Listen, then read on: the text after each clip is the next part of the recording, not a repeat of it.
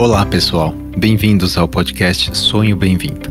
Sou Renato Tomioka, ginecologista especialista em medicina reprodutiva. E este podcast é produzido pela Arte Academy com o apoio da Clínica Vida Bem-vinda. E tem o foco de trazer para você o que há de melhor e mais atualizado na ciência da reprodução humana com a nossa experiência clínica do dia a dia. Acreditamos muito na força da boa informação e o nosso objetivo é ajudar quem precisa a atingir o sonho de ter um filho através de conteúdos de alta qualidade reunidos por quem trabalha com infertilidade. Para mais detalhes, entre no site arte-academy.com.br/podcast. E agora, segue o nosso episódio de hoje. Carol, muito bem-vinda. Vamos lá. Oi, Rê. Muito obrigada. De volta, agora ativa aqui no Scientific Update. E esse é um Scientific Update que derivou de uma reunião científica que a gente teve com a Grazi, né, da Ferrin, muito interessante sobre os antagonistas dos receptores de ocitocina na reprodução humana. E aqui, claro, estamos falando termos técnicos, mas vamos falar o que é isso. Então, primeiro, o que é o antagonista e por que usar na reprodução humana, Carol? Para falar do antagonista do receptor de ocitocina, a gente tem que entender a função primeiro da ocitocina no útero. Então, a ocitocina é um hormônio que ela estimula principalmente a contratilidade uterina. Então, a contração do útero. O útero, boa parte dele é um músculo. A maior parte da camada ali do grosso do útero é um músculo que tem a capacidade de contrair. Em geral, a gente vê isso acontecendo durante o trabalho de parto, né? O útero tendo as contrações ali do parto. Mas o útero da mulher não grávida também contrai, também sob o efeito da ocitocina. No contexto da reprodução assistida, isso pode se tornar importante na hora da transferência do embrião, quando a gente vai colocar o embrião ali dentro do útero, no final do processo da fertilização in vitro. Isso é uma coisa que a gente não quer que aconteça porque pode atrapalhar esse processo de implantação.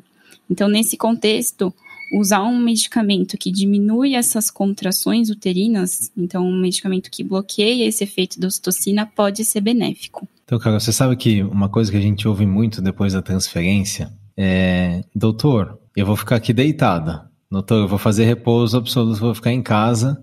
E muitas vezes até o parceiro ou a parceira falam: eu não vou deixar ela fazer nada, né? No sentido bom, claro, né? De ficar em repouso e tal. E a nossa orientação clínica, em geral, olha, o repouso, pelo menos o repouso absoluto mesmo, não parece ter benefício clínico. Eu falo que às vezes tem um benefício psicológico de a paciente sentir que está fazendo o melhor, mas clinicamente não parece aumentar a taxa de gravidez e a taxa de nascido vivo. Tem alguns estudos, até um estudo espanhol que mostrou até um resultado pior nas pacientes que fazem aquele repouso prolongado depois da transferência, mas a nossa orientação em geral não é fazer esse repouso. Agora, sem dúvida, o processo da transferência, Carol, pode sim interferir na implantação, né? Então, que tipo de catéter que você usou, se você atingiu aquele MIP point, se você fez uma transferência tranquila, se teve ou não teve sangramento, se teve ou não teve muco cervical e se teve ou não teve contração, dor no procedimento. E aí que entra, né, essa história, esse contexto da ocitocina. Então, usar um medicamento que inibe exatamente aquele receptor, né, ou seja, é um antagonista, ele exerce uma ação antagônica ao hormônio da ocitocina, faria sentido, né? Então esse é o grande porquê usar, né? E aí eu queria que você comentasse, assim, de uma forma geral, quais são as moléculas, quais são os medicamentos que tem hoje no mercado e como é que se usa isso? Hoje, do que a gente tem no mercado, o que a gente mais usa, na verdade, é o atosiban, que é um medicamento, na verdade, primariamente usado para inibição de trabalho de parto prematuro. Então, quando a mulher entra em trabalho de parto ali antes do tempo e a gente quer evitar que esse parto aconteça, a gente dá essa medicação para bloquear os receptores de ocitocina e parar as contrações. A indicação on-label, né, formal, do atosiban é essa, mas estão em desenvolvimento também outros tipos de medicação que também são antagonistas da ocitocina, como o baruziban e o nolaziban, mas que hoje em dia no Brasil a gente não utiliza muito, né? O que a gente vê mesmo, o que a gente utiliza mais é o atosiban. E também é o que tem mais estudos. Perfeito. E muito bem da obstetrícia, né, Carol? A gente aprende muito na obstetrícia a interromper o trabalho de parto prematuro com essa molécula, sem dúvida é o principal medicamento, né, o mais eficaz, disparado, que ele vai exatamente ali no receptor e inibe, é muito eficiente. Agora, na obstetrícia mesmo, quando a gente vai se formar lá na residência, uma coisa que a gente ouve muito é o útero não gravídico, ou seja, o útero que ainda não recebeu, não implantou o embrião, e até talvez nas primeiras semanas, é a história de que ele não tinha receptor não atuaria tanto ali a ocitocina. E a gente viu até depois dessa reunião, que talvez isso não seja uma verdade absoluta, né? E que sim, tem receptores, e que aí vem a grande questão de usar esses medicamentos como o atosiban. Então, algumas lições, né, acho que da parte bioquímica, fisiológica, primeiro é que o nível de estradiol dos estrogênios tende a aumentar o número de receptores de ocitocina. E a progesterona seria talvez o inverso, né? Então, existe talvez uma evidência de que quanto mais estrogênio, mais receptor de ocitocina, e mais progesterona, menos receptor. Portanto, vejam aqui quem está ouvindo isso aqui, qual que é o nosso grande objetivo? É fazer algo naquele momento que vai reduzir a contratilidade uterina. É isso, certo? Aqui a gente está falando de um mecanismo específico ali, que é a contração mediada pela ocitocina. Então, eu pensei em 3 estratégias. Se você tiver alguma aí, vamos somar aqui. Mas uma delas seria reduzir a produção de ocitocina, certo? Porque independente do número de receptor, se eu reduzo a ocitocina, eu vou provavelmente ter menos contratilidade. Como fazer isso? Talvez ter menos dor, né? Ser um procedimento mais tranquilo, que é o que a gente faz, evita pinçar o colo do útero e evitar a relação sexual, né? Até porque na relação sexual é liberado o hormônio ocitocina, que é muito atribuído também ao prazer, né? A segunda estratégia seria reduzir a ação da ocitocina. Então, ok, ela foi produzida, mas eu vou reduzir essa ação. Que aí poderiam entrar esses medicamentos. E a terceira seria reduzir os receptores, né? Reduzir o número de receptor. E aí talvez atuar no estrogênio e na progesterona. E aqui que eu deixo a grande pergunta para você também pensar, Carol. Será que um ciclo natural com menos hormônio, né? Será que um ciclo que mimetiza a fisiologia tende a ter menos receptor de ocitocina? Tem evidência disso, do que você leu na literatura? Do que eu li na literatura, eu não encontrei evidência disso. Mas também o que tem de evidência sobre a ação da ocitocina no útero não gravídico é relativamente recente. Quando a gente procura sobre ocitocina e útero, vem sempre gravidez, trabalho de parto prematuro, né? Mas é um raciocínio que faz sentido, porque realmente, quanto mais estradiol, mais receptor de ocitocina, mais produção local de ocitocina no útero também, né? Então, num ciclo, quando a gente faz um ciclo preparado, que a gente dá o estradiol em geral, a gente fica com níveis locais de estradiol mais altos. Então, talvez fazer um ciclo natural diminua essa contratilidade. É um estudo interessante para se fazer. E, Carol, na evidência básica, né, olhando mais para o mecanismo de atuação, existe sim essa clareza de que esse mecanismo funciona no útero não gravídico? Sim, tem um estudo muito interessante que a gente teve nessa aula, também nessa reunião científica, de 2019. Eu vou tentar falar o nome do autor aqui, que é Pierzynski, que saiu na RBMO, que ele fez biópsia de endométrio de 30 mulheres não gestantes, né? E aí foi um estudo in vitro, foi um estudo em laboratório. Ele colocou essas biópsias, né, em plaquinhas no laboratório, e aí ele jogou ali dentro dessas biópsias concentrações diferentes de estradiol, de progesterona, de ocitocina e do atosiban, que é essa medicação, uma das medicações que são antagonistas do receptor de ocitocina. E aí ele tentou explorar ali dentro dessas amostras quanto dessas células sobreviviam, quanto que elas expressavam receptor de ocitocina e alguns marcadores do efeito da progesterona nesse tecido, nessa biópsia. E o que ele viu?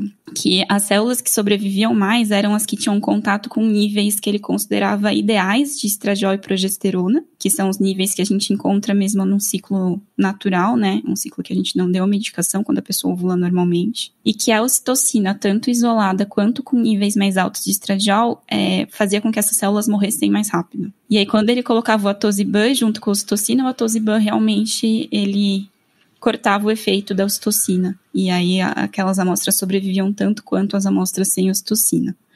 Então, assim, são evidências bem indiretas, né? É um estudo, de novo, não é em vivo, não é um estudo feito no corpo humano, é uma biópsia num laboratório, mas já mostra evidência de que aquele tecido, aquele endométrio de mulheres que não estavam grávidas, sofreu o efeito ali da presença da ocitocina, né? Aconteceram, e quando a gente olhou os outros marcadores, né? Quando ele viu esses outros marcadores também, ele viu que quando ele colocava estradiol naquele tecido, eles tinham mais receptor de ocitocina. Quando ele colocava também a ocitocina nesse tecido, eles tinham menos sensibilidade à progesterona. Então, também é uma coisa que pode atrapalhar ali esse processo chama decidualização, né? Dessa transformação do endométrio no efeito da progesterona. E o atosiban também parece reverter esse efeito in vitro, né, nessas plaquinhas. E não dá pra gente tirar uma conclusão, assim, no estudo ele coloca uma conclusão que é um pouco um pulo, extrapolado. Assim, extrapolado, tá. Exatamente, que ele coloca que a inibição dos receptores de ocitocina pode levar a uma melhor receptividade endometrial por diminuir a contratilidade. Não dá pra gente dar esse salto com esse estudo, mas dá um passo inicial muito interessante pra gente ver que realmente a ocitocina age ali no útero não gravídico também. Carol, agora algumas curiosidades para quem talvez não é da área, né, que tem tantos pacientes. Existe conta pra gente, como é que a gente mediria uma contratilidade uterina? Como é que a gente vê isso? Como é que na ciência a gente mede contrações uterinas na transferência? A medição é feita de maneira até que bem simples, através de um ultrassom mesmo. Quando a gente está com o ultrassom ali no útero, a mão paradinha olhando o ultrassom, a gente consegue ver o útero contraindo. Existem exames específicos, né, tipos de ultrassom específicos para ver isso, e quando a gente fala de estudo científico, eles têm alguns tipos de ultrassom que veem especificamente contratilidade, mas na prática clínica, ali quando a gente está fazendo a transferência e está ali com o ultrassom pélvico ali na barriga mesmo, dá para ver essas contrações acontecendo, o útero, para o olho treinado, né, experiente, que está acostumado a fazer ultrassom, você vê o útero contraindo e relaxando. Então, perfeito. Então, isso já foi, né, inclusive, bem no passado, pelo Renato Franquin, na França, e ele tem até um método, ele descreve isso, né, como é que isso é feito, a Gazelle depois mandou isso pra gente. Eu queria que você comentasse, Carol, como é que então são porque muito bem, você descreveu o modelo, né, de mecanismo, e talvez a pessoa que vai ouvir até agora vai falar, poxa, legal, então eu quero fazer isso na minha transferência porque eu quero maximizar minha chance, né? Eu quero reduzir minha contração.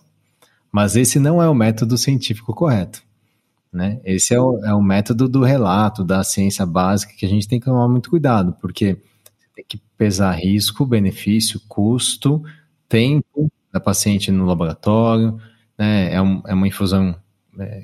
tem alguns que são via oral, né? Mas esse não chegou no Brasil ainda, mas é venoso. Então, eu queria que você contasse as evidências clínicas, os estudos que fizeram até em animal e em população mesmo, nas mulheres. Então, falando da principal medicação que a gente tem no Brasil, que é o atosiban, né, e também é a que tem mais estudos, como ela é a que tem mais estudos, ela é a que tem uma meta-análise maior. Então, que é um estudo que juntou vários estudos sobre o assunto e fez uma análise com todos os casos desses estudos diferentes. Então, essa meta-análise que saiu de 2020, que é uma das mais recentes que a gente tem, de Schwarze, ela avaliou 6 estudos, né, no total, com 1.978 pacientes, sendo que 1.025 usaram atosiban e 953 eram controles, pacientes que tinham características semelhantes, mas que não usaram atosiban. Nesse estudo, o que ele encontrou? Analisando os 6 estudos em conjunto, ele até encontrou uma diferença significativa na taxa de gravidez. As mulheres que tinham feito o uso de atosiban tiveram uma taxa de gravidez um pouco maior do que as que não utilizaram atosiban. Só que quando a gente vai ver os estudos separadamente, analisar esses 6 estudos, a gente vê que são estudos que não têm qualidade muito boa, que os grupos que ele comparou não eram grupos similares, eram grupos muito heterogêneos. Então, algumas eram mulheres com falha de implantação, outras não, estavam na primeira transferência. Então, apesar da gente olhar e parecer que é um resultado animador, né? Você falar de cara assim, tem uma meta-análise que deu diferença. Quando a gente vai analisar a qualidade de cada estudo, a gente vê que não são estudos completamente adequados, assim, para a gente realmente tirar essa conclusão e ficar satisfeito com esse resultado final, né? É uma coisa que é promissora, mas que não dá para, com base nisso, só trazer para a prática clínica, assim, de maneira ampla para todas as pacientes. Eu acho que a grande lição, Carol, é aquilo que a gente fala muito na medicina, na ciência, né? Eu vou olhar só, então, as meta-análises, revisões temáticas e vou me atualizar baseado nisso. Mas aí está o grande detalhe, né? A revista que publica, nem sempre ela vai ter um crivo tão alto, né, de não permitir. E, às vezes, se você faz uma meta-análise de estudos ruins, você tem uma meta-análise ruim. Se a conclusão for inadequada, como foi, por exemplo, desse outro estudo que você falou, né? Agora, tem meta-análises muito bem feitas, por exemplo, pela Cochrane, e que no final eles colocam evidência muito, muito baixa, né? Qualidade muito, muito baixa, que é a maioria, aliás, né, na reprodução humana. Se você comparar com outras áreas da medicina, como cardiologia, endocrinologia, o N dos nossos estudos é muito pequeno. Então, a gente acaba tendo, às vezes, muitos ruídos e não sinais verdadeiros, né? Então, você tem lá um aumento de um odds ratio de 1 ponto alguma coisa, deu um aumento de 20% na taxa de gravidez. Mas você vai ver o número absoluto é pequeno, o N é pequeno, e aí você se contenta com isso. Então, selecionar esses artigos pontualmente pode levar também a uma falha clínica, né, de indicação de um medicamento ou outro. Não que usar o atosibano seja um erro, não acho que é isso, né? Mas eu acho que ainda talvez seja um pouco precoce de disseminar isso para todo mundo que tem falha.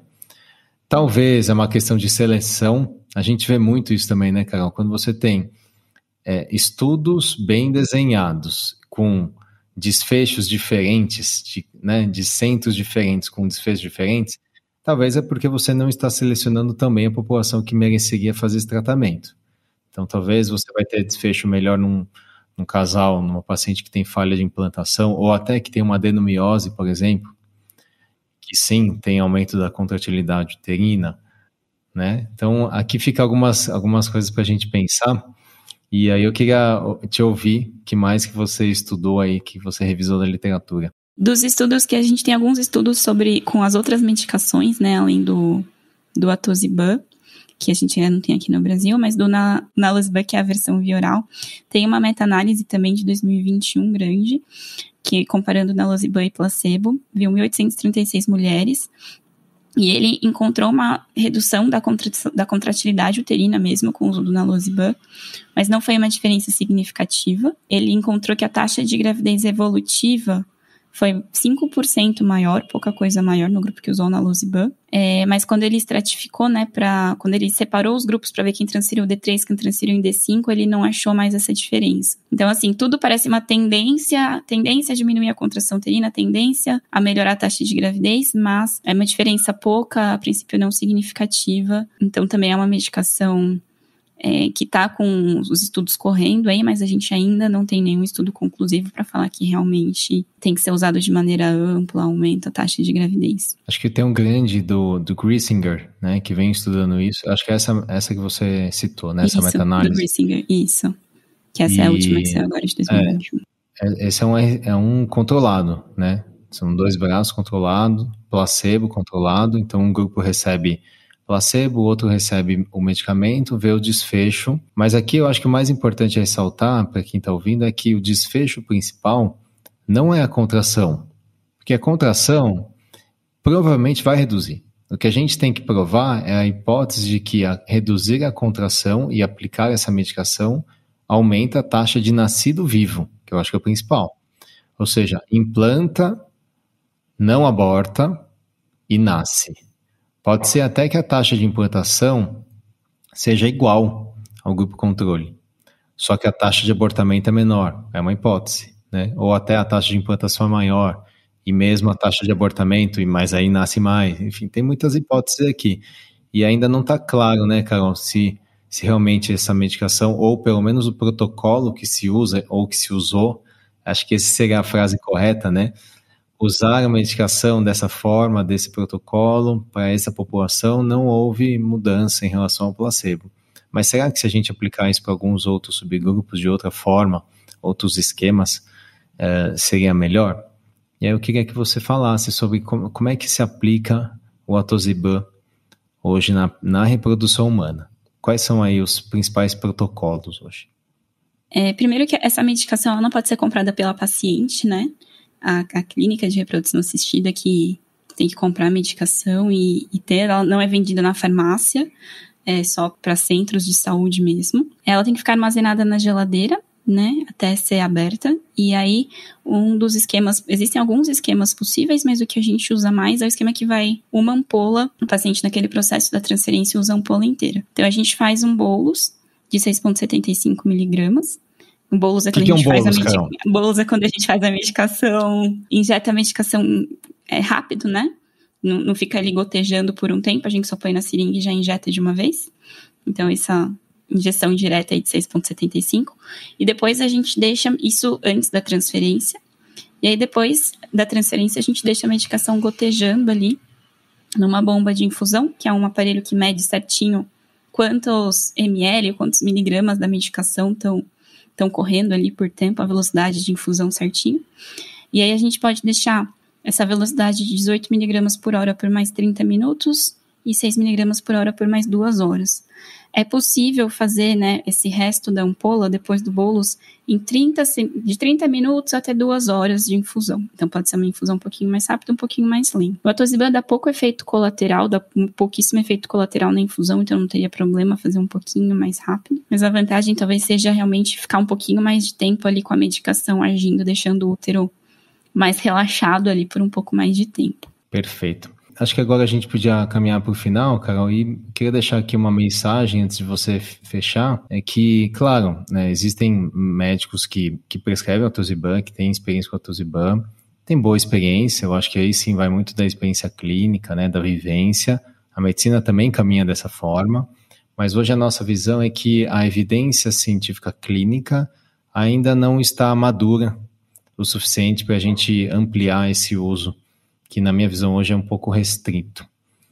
Dúvidas que eu tenho são essas que eu coloquei. Será que existe um público que se beneficiaria mais, né, não só, eu diria que o que a gente chama de diagnóstico sindrômico grande, que é a falha de implantação de repetição, mas talvez as pacientes que têm alguma doença que aumentaria esses receptores, por exemplo, a adenomiose. Então, fica aqui para a gente pensar. E eu queria que você deixasse aí os seus comentários finais e as perspectivas que você vê desse tema. Eu acho que realmente o que a gente vai ter para o futuro é escolher melhor as pacientes para quem a gente vai utilizar esse tipo de medicação, quem realmente vai ter benefício. Tenho bastante curiosidade de ver um estudo com adenomiose e contratilidade uterina e uso de atosiban. Talvez aquelas pacientes que a gente já tem uma previsão de que vai ter uma transferência difícil, quem tem um colo mais fechado, já teve uma transferência anterior que foi tecnicamente mais difícil. E também algum estudo com embrião euploide, né? Porque a gente fala de tudo isso,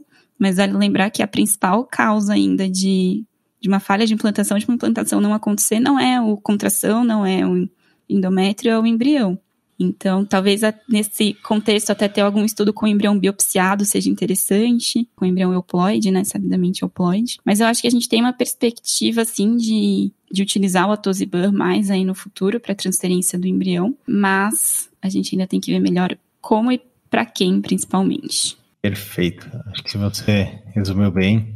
Quero agradecer mais uma vez esse compilado, esse estudo todo que você fez. E agradecer, claro, a própria Grazi, que foi uma aula muito interessante. E até a próxima então, né, Carol? Temos muitos temas aí pela frente. É verdade. Feliz de ver você de volta aqui com a gente. No Scientific Eu também. Update. Muito obrigada pelo convite. Um beijo. Se cuida. Beijo. Obrigado por estar conosco nesse episódio do Sonho Bem-vindo. Se você estiver interessado em saber mais sobre o que conversamos nesse episódio, entre no site arte-academy.com.br/podcast. Você pode nos encontrar no Instagram, @arte.academy e @vida bem-vinda. Se você gostou desse podcast, ficaremos muito felizes de ouvir sua opinião nos comentários da Apple Podcast ou qualquer plataforma que esteja usando. Esse podcast tem caráter meramente informativo e educacional. Não deve ser utilizado para realizar autodiagnóstico ou automedicação. O conteúdo não é feito para substituir a consulta com um profissional de saúde. Em caso de dúvidas, consulte o seu médico. Somente ele está habilitado a praticar o ato médico, conforme recomendação do Conselho Federal de Medicina. Nenhuma relação médico-paciente é estabelecida aqui nesse canal. E somos muito transparentes em relação aos conflitos de interesse, e levamos isso a sério. Para saber mais, entre no site arte-academy.com.br/sobre.